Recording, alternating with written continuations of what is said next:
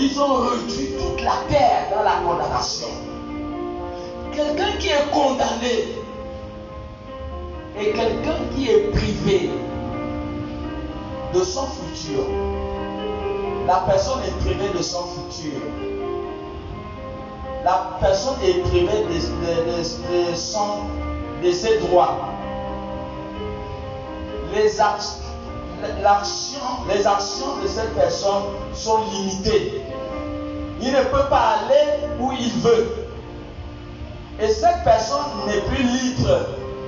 Et cette personne vit sur la direction de ce bourreau. Il vit sur la direction des personnes qui le gâtent. Quelqu'un qui est condamné n'est pas libre. Il est sur la surveillance des gardes. Est-ce que nous comprenons?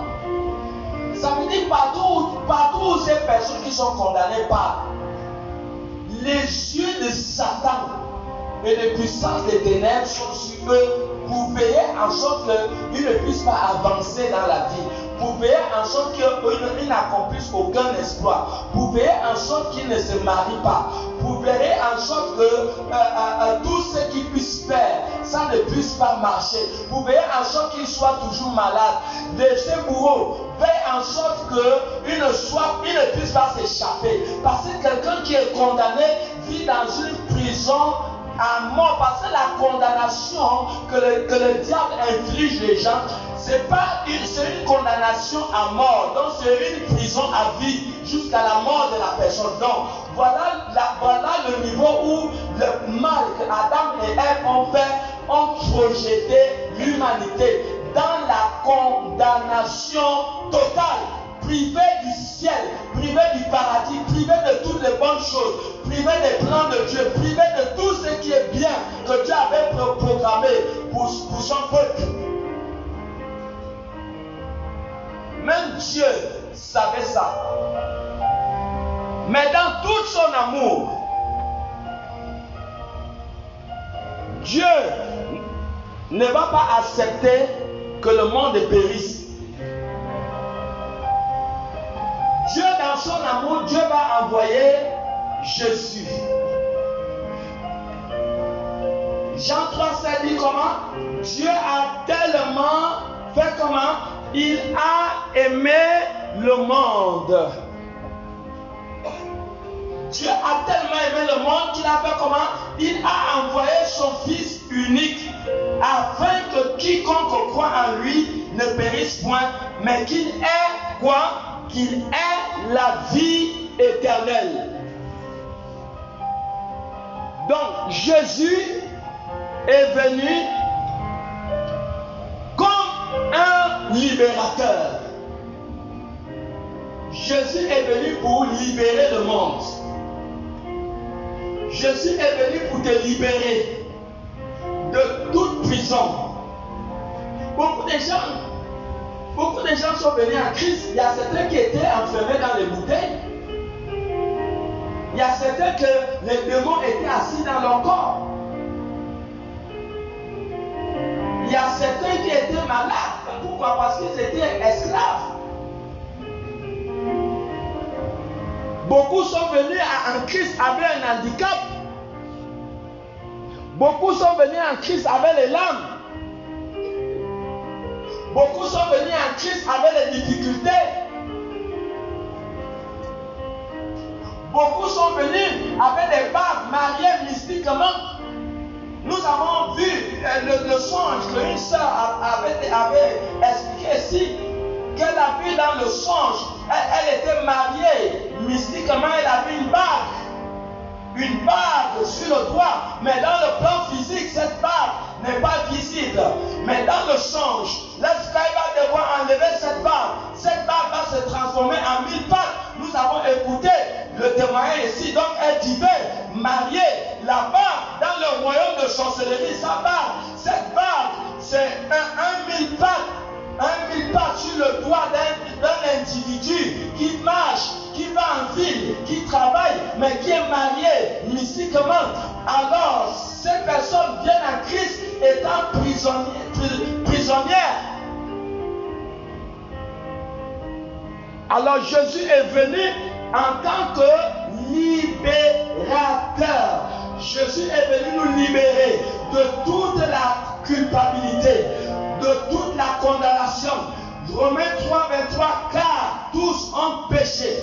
Procès verbal sale, condamnation, pécheur, pécheur, pécheur. Alors nous avions besoin d'être libérés. Le monde avait besoin d'être libéré. Le monde avait besoin d'un libérateur.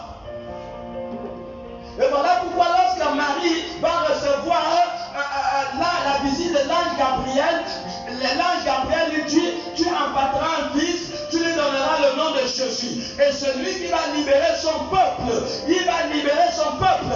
Donc Jésus est venu en tant que libérateur. Il est venu pour libérer le peuple de Dieu qui était sous l'effet de la condamnation. Parce que leur procès verbal était bien établi, procès verbal de condamnation. Donc quand Jésus va venir, dans Colossiens chapitre 2,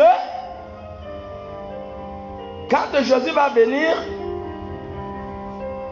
Colossiens 2 à partir du verset 14, il dit, il a effacé l'acte dont les ordonnances nous condamnaient et qui subsistait contre nous. Et il l'a détruit en le clouant à la croix. Il a dépouillé les dominations et les autorités et les a livrées publiquement en spectacle, en triomphant d'elles par la croix.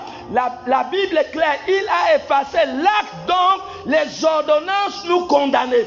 Donc il y avait un acte, un procès verbal qui nous condamnait. Nous n'avions pas droit au bonheur, nous n'avons pas droit à la santé, nous n'avons pas droit à la liberté. Voilà, le diable avait le pouvoir sur nous. Il y a des gens qui pouvaient être mariés mystiquement avec un parent. Il y a des gens dont leur photo était enterrée dans une bouteille en bas d'un puits quelque part au village. Il y a des personnes que leurs cheveux étaient enterrés en bas d'un baobab quelque part. Il y a des personnes que un parti de leurs vêtements avait été pris captif par les sorciers, enterrés quelque part. Et voilà pourquoi toutes ces personnes cherchaient à faire. Ça ne marche pas, ça n'avance pas, parce qu'il y a un problème, parce qu'il y a une condamnation. Quelqu'un qui est condamné n'est pas autorisé à réussir. Quelqu'un qui est condamné n'est pas autorisé à avancer dans la vie. Quelqu'un qui est condamné n'est pas autorisé à entreprendre quoi que ce soit. Donc nous étions condamnés. Donc Jésus vient, Jésus les défie, parce que la croix est le lieu des défis. La croix est le lieu de la démonstration. La croix est le lieu où on va voir le plus fort. La croix est le lieu de la liberté. Jésus est venu comme un soldat. Il les a dépouillés. Il a dépouillé les persécuteurs. Il a dépouillé les dominateurs en triomphant de par la croix. La croix est le lieu de triomphe. Lorsque quelqu'un n'arrive pas à la croix, tu n'as pas encore triomphé. Mais Jésus est arrivé à la croix pour toi. Est-ce que quelqu'un l'a pour dire un amen? Il est arrivé à la croix pour toi. Il est parti comme un homme en représentant tout son peuple. Il a défié. Il a pris l'acte qui nous condamnait. Ça a été déchiré. Il a effacé l'acte dont les ordonnances nous condamnaient et qui subsistait contre nous. Et il a détruit en le clouant à la croix. Yes. Alléluia. Donc procès verbal que le diable le condamné a été déchiré.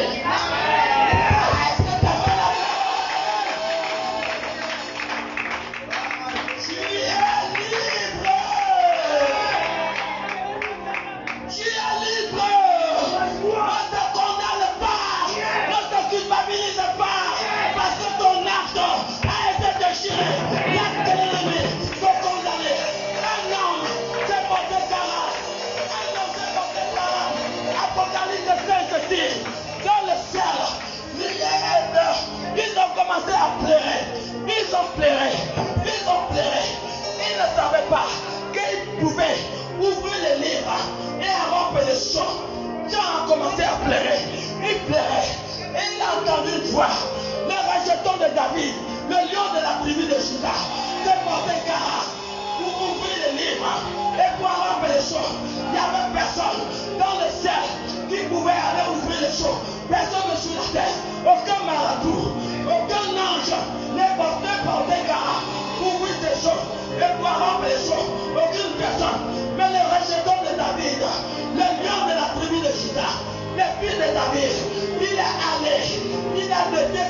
contente. Il a ouvert les choses. Et toi et moi, nous avons été libérés. Est-ce qu'on peut acclamer pour Jésus? Nous avons été libérés. Tu es libre. Tu es libre, ma soeur. Tu es libre. Ton procès verbal que le diable a utilisé a été déchiré. Ne mets pas la culpabilité dans la tête. Ne te mets plus en prison. Ne te ramène pas dans les prisons. Tu as déjà été libéré. Je viens à dire, si le Fils vous libère, vous êtes véritablement libre. Jésus t'a libéré parce qu'il a triomphé de tes ennemis sur la croix. Jésus t'a libéré. Tu es libre. Tu es libre. Tu es libre. Tu es libre, ma soeur. Libre. Libre. Tu es libre. Ne te culpabilise plus. Quelqu'un comprend? Est-ce que tu sais ce qui est écrit dans Romains 1, dans Romains 8, le verset 1? Quand tu vas aller consulter Romains 8, le verset 1, tu vas entendre la Bible va te dire qu'il n'y a plus. Est-ce que tu peux me chanter ce cantique? Il n'y a plus de condamnation pour ceux qui sont en Jésus-Christ. Car Dieu aime le péché. Est-ce qu'on va savoir le Seigneur? Il n'y a plus de condamnation. Est-ce que ça peut se lever? Est-ce qu'il y a?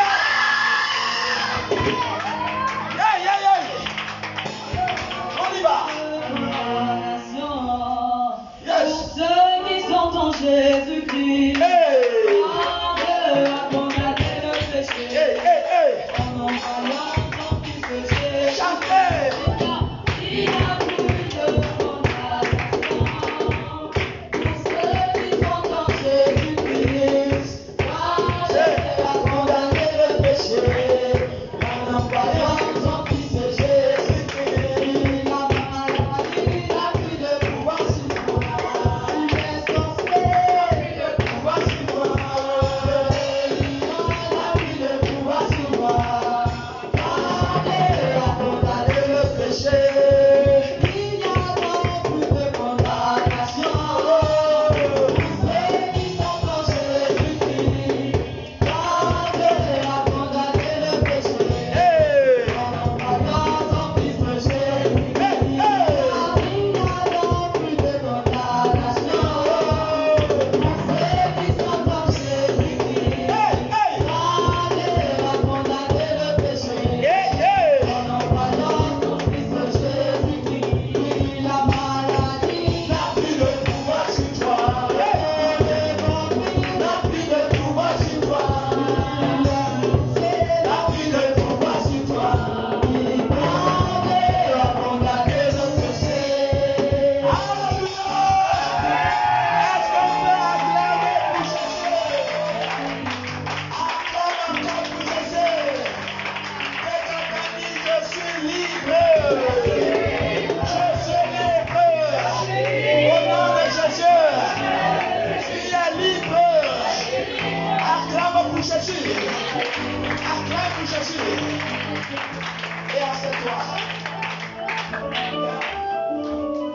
Wouh! Wouh! Nous sommes libres. Tu n'es plus sous la condamnation. Parce que Romains 8:1 dit, il n'y a plus de condamnation pour ceux qui sont comment? Ceux qui sont en Jésus. Tu es libre. Quelqu'un comprend? Je vous assure qu'il y a des parents qui ont les fils voyous.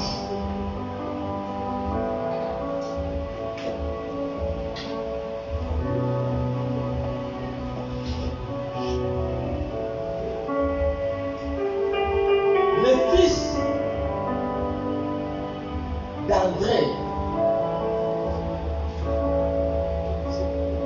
Félix est le fils d'André. Mais Félix est un grand voyou. Quand Félix va auprès regard de certaines personnes, malgré qu'il soit voyou, il est le fils de qui? Hein? Il est le fils d'André. Quelqu'un comprend? Son mauvais état ne peut pas enlever qu'il est le fils d'André. Quelqu'un comprend? C'est pour cela que Jésus est venu. Romains 5, 8 dit que nous étions imparfaits. Jésus est venu. Il nous a aimés. Nous n'étions pas parfaits. Il nous a aimés tel que nous étions. Et c'est pour des garde pour nous rendre libres. Ne repars plus dans la prison. Tu es libre. Peu importe ce que tu es libre.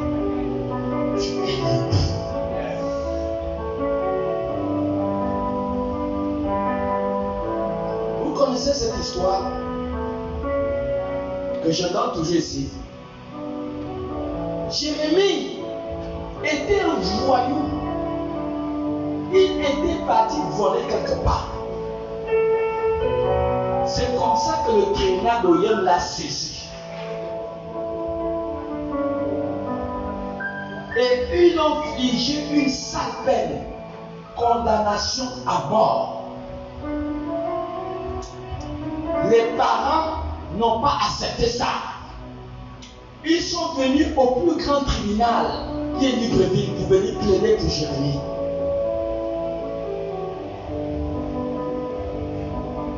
Le tribunal de Libreville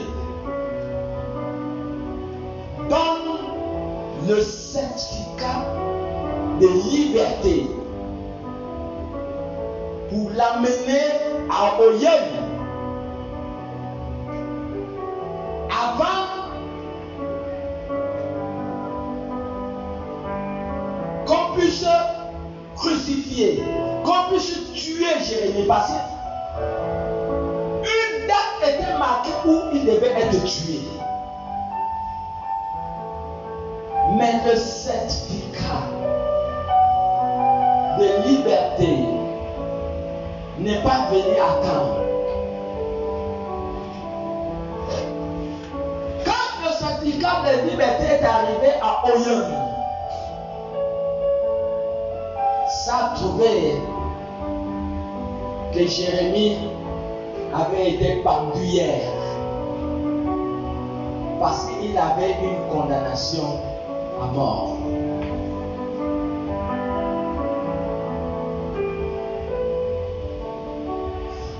Frère, si dans ta tête,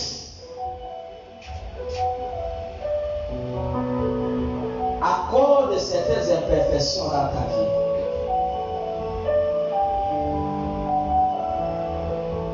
si tu amènes ta vie dans la culpabilité, automatiquement tu n'es plus libre. Tu n'es plus libre. Pourquoi? Parce que tu t'es mis dans une prison que toi-même tu es responsable. Les gens d'Oyem ne savaient pas que Jérémie était déjà libéré.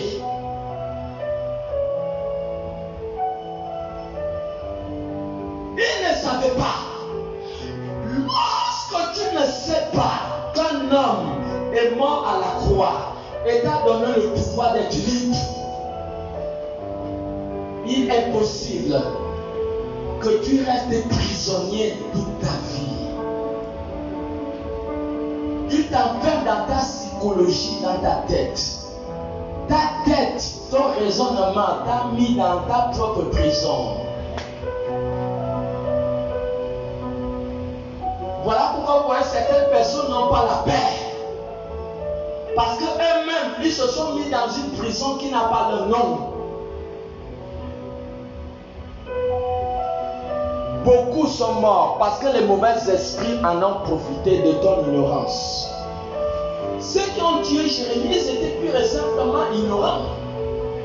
Essayons de définir ceux qui ont tué Jérémie comme étant des sorciers. des esprits de démons. Les démons connaissent ceux qui sont libres. Ils connaissent Paul. Dans Acte 9, à partir du verset, je crois, 13 à 20, ils connaissent qui est Paul.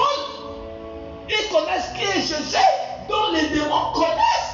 Ceux dont dans leur conscience, ils savent qu'ils sont libres. Quand tu te mets quand tu t'enfermes dans ta prison, les démons le voient.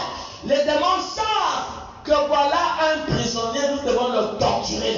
Parce que les fils de Séba qui représentent des prisonniers doivent être matés par les démons. Ils n'ont pas la paix nuit et jour. Les démons les poursuivent dans les songes. Ils ont des maris de nuit. Ils ont des femmes de nuit. Ils ont des esprits de Mami Wata dans le corps. Ils ont Satan dans le corps parce qu'ils sont des prisonniers.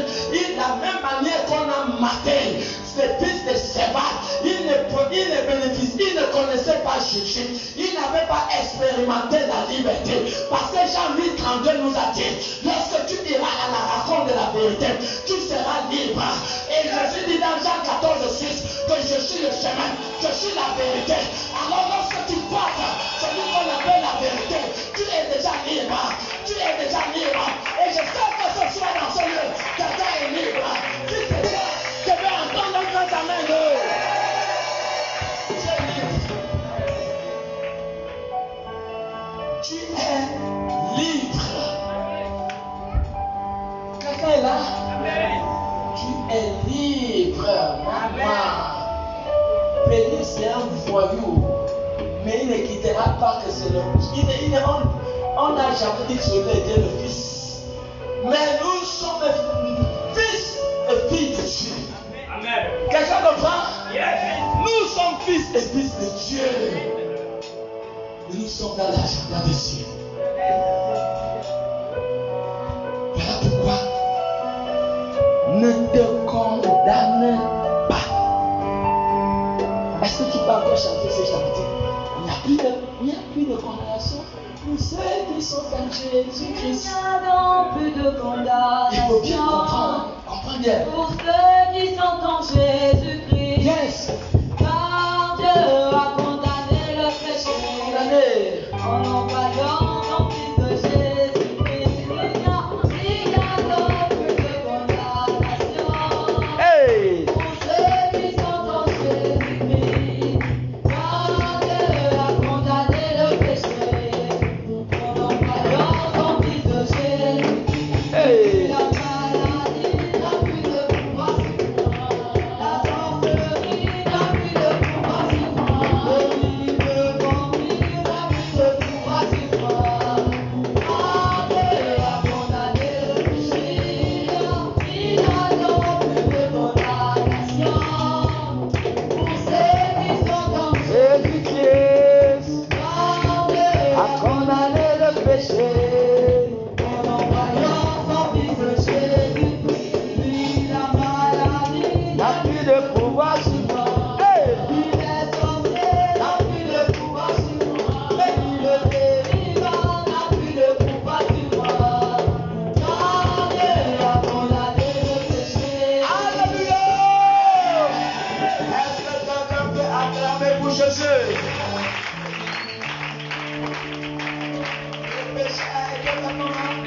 Le péché a été condamné. Donc voilà pourquoi il n'y a plus de condamnation pour ceux qui sont en Jésus-Christ. Hébreux 10:10 dit, c'est en vertu, Hébreux 10:10, c'est en vertu de cette volonté que nous sommes sanctifiés par l'offrande du corps de Jésus une fois pour toutes. Nous sommes sanctifiés par l'offrande du corps de Jésus-Christ une fois pour toutes. Une seule fois pour toutes. Tu as été sanctifié par le corps, l'offrande de Jésus une seule fois pour toutes.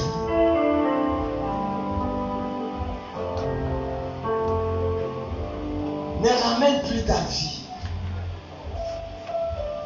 dans la condamnation.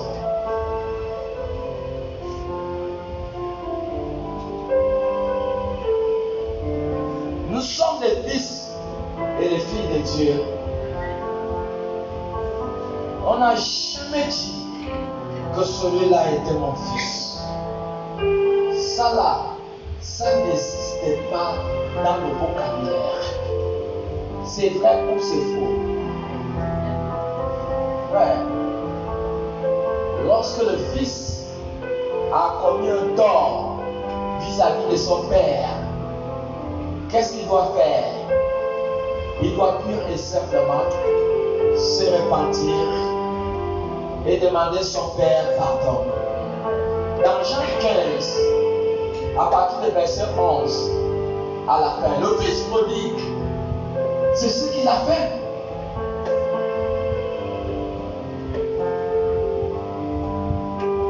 Il avait offensé le père en vivant une vie qui ne plaît pas à Dieu. Mais le père ne l'avait jamais oublié. Malgré dans ses erreurs, le père lui portait toujours dans son cœur. Le père était toujours prêt. Il était toujours prêt à l'embrasser. Le père était toujours là et il attendait un jour le retour de son fils. C'est la même chose avec Dieu.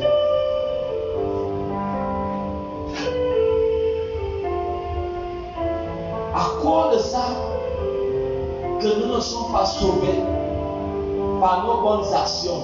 Éphésiens 2, 9, 8 à 9. Nous ne sommes pas sauvés par nos bonnes actions. Nous sommes sauvés par la foi. Par la foi en Christ. Pas par nos bonnes actions. Parce que personne ne peut, pas que personne ne peut atteindre la perfection, mais atteindre la perfection, ce n'est pas quelque chose de facile. Parce que même Paul courait tous les jours pour atteindre la perfection. Mais il n'avait pas atteint. Parce qu'il courait pour l'atteindre. Donc nous sommes sauvés par le moyen de la foi en Jésus-Christ.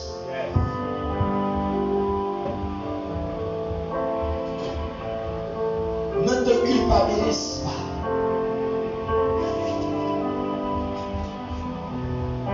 Reviens toujours au Père après toute erreur, comme l'a fait le fils prodigue. Reviens toujours.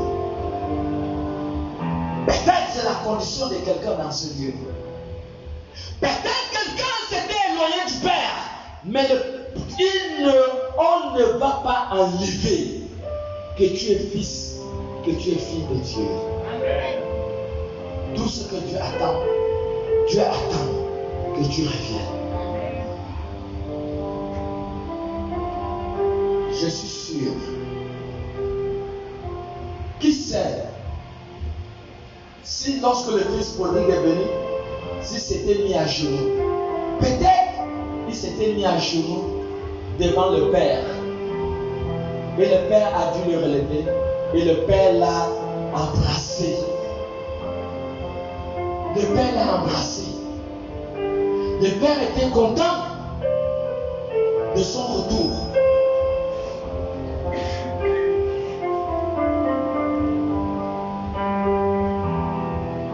Toute culpabilité,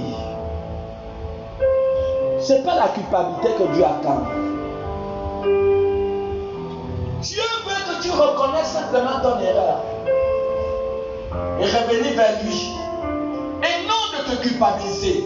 Parce qu'au fait, il n'y a plus de culpabilité, il n'y a plus de condamnation. Tu es fils, tu es fille de Dieu, ma soeur.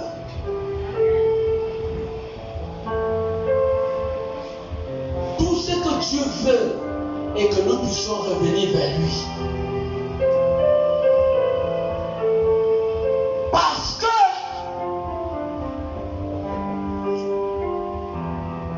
ton été déchiré.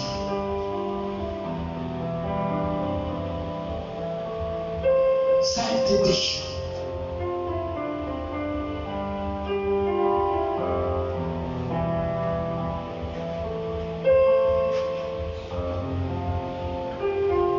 C'est ceux du dehors, ceux qui n'ont pas cru, sont jugés. Et ceux qui sont jugés sont condamnés. Ils n'ont pas cru. Voilà pourquoi ils n'ont pas accepté Jésus. Ce sont eux qui n'ont pas cru qui sont condamnés. Mais le fils prodigue, dans sa bêtise, savait. Il savait qu'il avait un père. Il y a des personnes, peu importe l'erreur qui a été commise, mais malgré dans leur erreur, Dieu continue à affecter la vie de ces personnes positivement.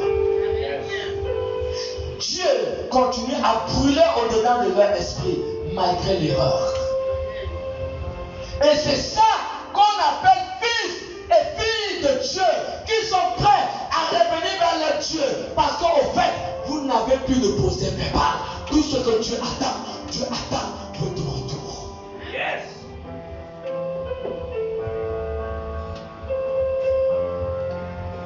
Sinon, Jésus sera déjà descendu. Mais pourquoi il ne descend pas? Parce qu'il y a un nombre de personnes qui doivent encore entrer dans la pécherie. C'est la raison pour laquelle Jésus n'est pas encore venu.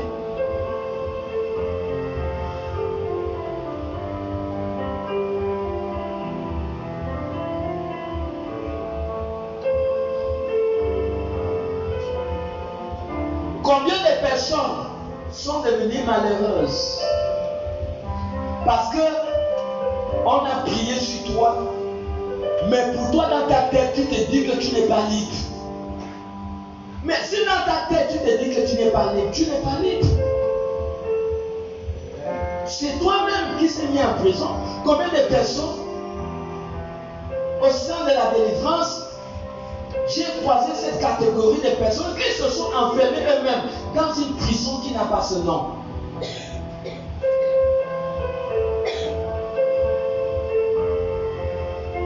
Jean 8, 36 dit, quand Jésus te libère, il te libère une seule fois. Si Jésus te libère, tu es libre.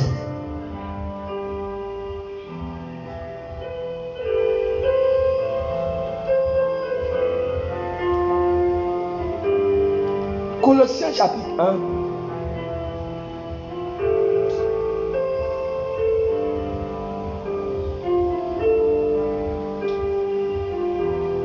À partir du verset 12, il dit, rendez grâce au Père qui nous a rendus capables d'avoir part à l'héritage des saints dans la lumière. Rendez grâce au Père qui nous a rendus capables d'avoir part à l'héritage des saints dans la lumière. Dieu nous a rendus capables d'avoir part à l'héritage.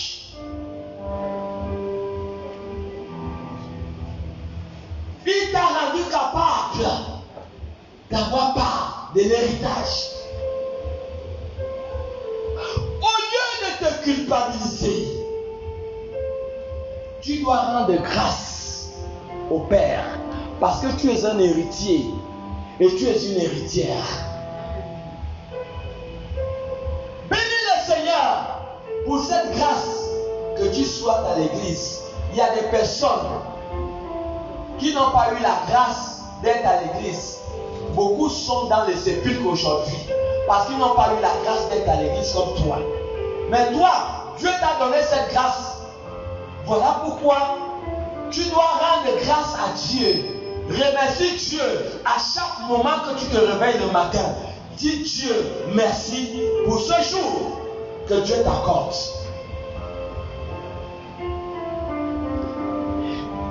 Verset 13 dit, qui nous a délivrés de la puissance des ténèbres et nous a transportés dans le royaume de son Fils, de son amour. Donc, il nous a délivrés. Jésus nous a délivrés de la puissance des ténèbres. Il t'a délivré. Tu étais condamné hier, mais Jésus t'a délivré. Et tu es libre. Tu es libre. Mes frères et sœurs,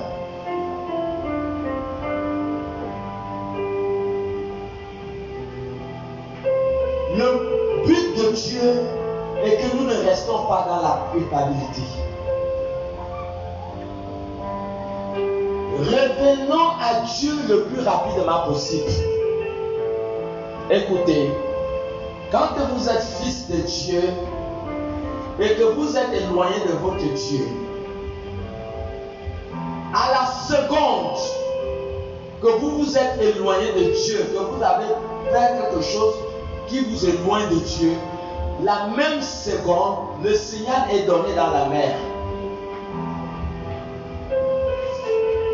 Je connais qui est Paul. Je connais qui est Jésus. Le diable, le dragon, Apocalypse 17, est parti faire la guerre à la descendante de la femme. Parce qu'il ne devait pas avoir d'amitié entre la femme et le serpent. Selon ce que Dieu a dit dans le livre de Genèse, pas d'amitié entre la femme et le serpent, entre l'église et les puissants des ténèbres. Voilà pourquoi Apocalypse 12, 17 dit que le diable s'est levé pour aller faire la guerre à la descendance. Quel genre de descendance? Quelle catégorie de personnes? Des personnes qui ne sont pas sous la condamnation. Yes. Voilà pourquoi sort de la condamnation, sort de la culpabilité. Apocalypse chapitre 12, le verset 17. Apocalypse 12, le verset 17 est clair. Est clair. C'est pourquoi Apocalypse 12, le verset 17, c'est clair. Il dit, et le dragon fut irrité contre la femme, et il s'en alla faire la guerre au reste de sa postérité. À quelle catégorie de personnes? À ceux qui ne sont pas dans la condamnation, à ceux qui gardent les commandements de Dieu et ceux qui ont le témoignage de Jésus. Voilà la catégorie. Wow! Au lieu qu'on combatte ceux qui ne connaissent pas Dieu, au lieu qu'on combat, mais dans la logique, ce sont des personnes qui ne gardent pas la parole de Dieu, ma soeur, qui devait être combattues. Pourquoi tu t'étonnes que depuis que tu as accepté Jésus, vraiment je suis combattu, ma vie c'est pas ça, depuis que j'ai accepté Jésus, ma vie est devenue compliquée, mais ta vie va être bien comment? Matthieu 10, 22, Jésus dit que il dit que la même manière qu'ils m'ont combattu, c'est la même manière qu'ils vont vous combattre. Hein? Je crois acte 14. Nous allons revenir là dans Apocalypse. Acte 14. Il dit quoi ici dans acte 14? Il dit dans acte 14. Acte 14. Acte 14. Le verset 22. Acte 14, le verset 22. Écoutez les paroles de l'apôtre Paul. Acte 14, 22. Il dit, fortifiant l'esprit des disciples, les exhortant à persévérer dans la foi, et disant que c'est par beaucoup de tribulations qu'il nous faut entrer dans le royaume de Dieu. Acte 14, le verset 22. Je crois, c'est l'apôtre Paul qui parle. C'est avec des tribulations, ma soeur. Ne pense pas que quand tu donnes ta vie à Christ, quand tu donnes ta vie à Christ, le niveau de ta souffrance doit obligatoirement augmenter. Si tu vas aller dans une église, on te dit que quand tu acceptes Jésus, les choses vont bien. Ça veut dire que ça là, c'est un pasteur, un homme de Dieu qui ne connaît pas la parole. Voici la preuve. Apocalypse 12:17, c'est clair. Il dit, et le dragon fut irrité contre la femme, et il s'en alla faire la guerre au reste de sa postérité, à ceux qui gardent les commandements de Dieu. Mais pourquoi ceux qui gardent les commandements de Dieu et qui ont le témoignage de Jésus, c'est eux qui gardent le commandement de Dieu. Comment ceux qui gardent le commandement de Dieu vont entrer dans une souffrance qui n'a pas ce nom? Mais et pourtant, ceux qui gardent le commandement de Dieu devaient être privilégiés, ils devaient être bien, ils devaient être dans le bonheur, ils devaient être tout. Mais ce sont des personnes qui sont persécutées. Et je reçois encore Marc 10, à partir du verset 28 à 30. Qu'est-ce qu'il nous dit ici? Marc 10. Est-ce que quelqu'un comprend? Si tu es là, dis Amen. Ah, ton Amen est timide. Dis bien Amen. Voilà, écoutez bien la parole. Acte 10, nous allons commencer au verset 28 à 30. Il dit, Pierre se mirent à dire, voici, nous avons tout quitté et nous t'avons suivi. Jésus répondit, je vous le dis en vérité, il n'en est personne qui, ayant quitté à cause de moi et à cause de la bonne nouvelle, à cause de la bonne nouvelle, sa maison ou ses frères, ou ses soeurs, ou sa mère, ou son père, ou ses enfants, ou ses terres, ne reçoivent au centuple présentement dans ce siècle-ci des maisons, des frères, des sœurs, des mères, des enfants et des terres avec des persécutions. Et dans le siècle à venir, la vie éternelle. Donc nous entrons dans notre héritage avec quoi? Un paquet de quoi? Un paquet de persécutions. Mes amis, frères, il y a des personnes que le diable n'a pas le temps. Il ne les persécute pas. Voilà pourquoi tout semble aller bien lorsqu'ils sont à l'église. Fais attention à les gens qui sont à l'église, que les choses semblent aller bien. Amen. Dis à celui qui est à côté, fais attention. Quand tu vois quelqu'un ne vient pas se plaindre que je ne comprends pas ma vie, tu es en Christ, il faut sa chrétienté doit être mise en doute. N'est-ce pas? Apocalypse 12:17 nous a dit comment? Le diable fait ça dur. À qui? À ceux qui gardent la parole. Donc quand tu commences à garder la parole là, tu déclenches une guerre qui n'a pas ce nom pour dans le royaume, sur la terre. Une guerre qui n'a pas ce nom déclenche. Voilà pourquoi il est très important de comprendre que Jésus nous a libérés. Il nous a libérés. Waouh! Il nous a libérés. Colossiens 1,14. Et que nous avons la rédemption, la rémission. Il est l'image. Non. Colossiens 1. Nous étions verset 13. Qui nous a délivrés de la puissance des ténèbres et nous a transportés dans le royaume de son Fils, de son amour. Est-ce que nous comprenons? Frère, il ne faut pas vivre avec la condamnation. Sinon, le diable n'aura pas ton temps. Quelqu'un comprend? Qui dit sur la condamnation, le diable n'aura pas ton temps. Comment savoir si je suis en bonne marche dans ma vie chrétienne? C'est lorsqu'il y a la pression, la persécution. alors tu ne dois pas te plaindre. Tu es sur la bonne voie. Bonne voie, la bonne voie. Parce que 2 Timothée 3, le verset 12 est clair. Tu es dans la bonne voie, ma soeur. 2 Timothée 3, 12 est clair. Il dit au verset 12, le verset 12, il dit, or, tous ceux qui veulent vivre pieusement en Jésus-Christ seront comment? Seront persécutés. Tous ceux qui veulent vivre pieusement en Jésus-Christ seront comment?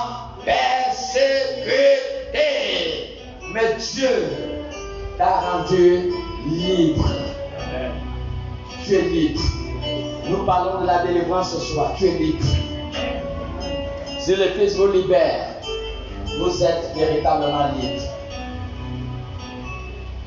Ne sois pas dans la condamnation. On a déchiré ton procès verbal. Il te condamnait. Il te mettait dans la tristesse. Il faisait que tu aies les soucis. Tu as quel souci? Tu penses à quoi? Tu es libre.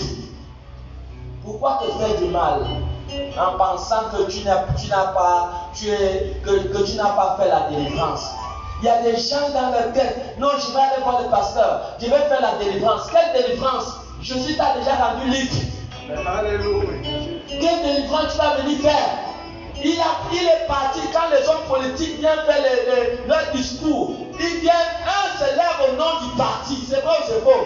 Un homme s'est porté garant. Il n'y avait personne dans le ciel, sur la terre. Personne qui n'a pu ouvrir le livre. Jésus s'est porté garant. Il est venu à la croix, il est mort. Il a représenté tout son peuple. Il a défié nos ennemis. Il a déchiré notre condamnation. Et il a fait de nous des hommes et des femmes libres. Donc tu dois connaître que tu es libre. Est-ce qu'il y a un peuple libre dans ce lieu? Lève-toi et crie encore un grand amen et acclame pour le Seigneur. Il n'y a plus de condamnation pour ceux qui sont en Jésus. Amenez-nous dans le cantique. Plus de condamnation. Avec l'université, ma soeur. Avec l'université. Pour ceux qui sont chantez tout le monde. Hey, hey. Par Dieu a condamné le péché. Hey, hey. En envoyant Jésus. Hey, hey, hey, hey. Il n'y a donc plus de condamnation. Chantez. Hey. Ils sont en Jésus. Plus de condamnation. Par Dieu a condamné le péché. Hey, hey, hey. En envoyant ton fils de Jésus. Oh, oh. Maladie n'a plus de pouvoir sur moi. Yeah. N'a plus de pouvoir. Ah, danse le Seigneur. N'a plus de pouvoir sur moi. Danse. Dieu a condamné le péché. Tu es libre. Il n'y a donc plus de condamnation. Tu es libre. Ah. Ceux qui sont en Jésus-Christ. Hey, hey. Dieu a condamné le péché. En envoyant ton fils de Jésus. Il n'y a plus de condamnation. Pour ceux qui sont en Jésus-Christ. Dieu a condamné le péché. Hey, hey. En envoyant ton fils de Jésus-Christ. Alléluia. Lève la voix, bien-aimé. Commence à dire au diable et à tout le royaume des ténèbres qu'ils écoutent ta voix ce soir. Dis puissant des ténèbres, royaume des ténèbres, je suis libre. Lève la voix, déclare ça. Quelque chose va commencer à se passer dans ta vie maintenant même. Lève la voix, commence à prier, bien-aimé. Déclare ta liberté. Déclare, prie.